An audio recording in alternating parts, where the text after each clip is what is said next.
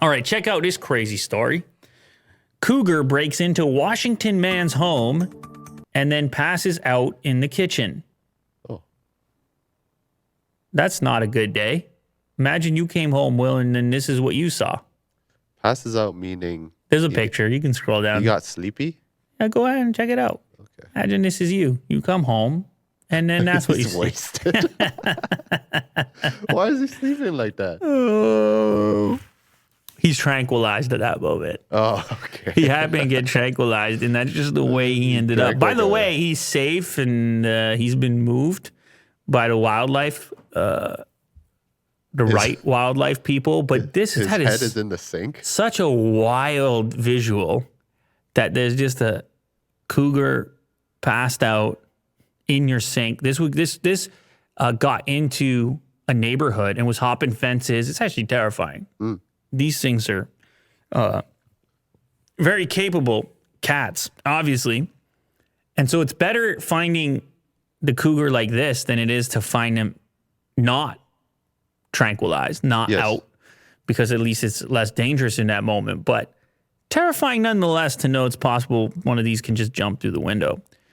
So these can grow up to 180 pounds and 8 feet long, according to Washington wildlife officials. Here you can see that they've moved the tranquilized cougar and into a vehicle, and then they're going to transport it elsewhere. Wow. EPD was able to detain the cougar. The cougar is now safe in the custody of Fish and Wildlife, and nobody got harmed in this situation. Apparently, that one there is a 150-pound male.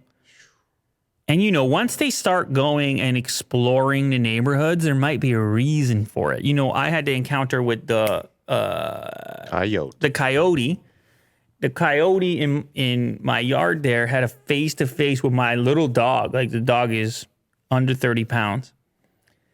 And I was amazed, actually. The dog started barking and the coyote took off. But I kind of knew, like, this coyote's going to remember this little moment right here.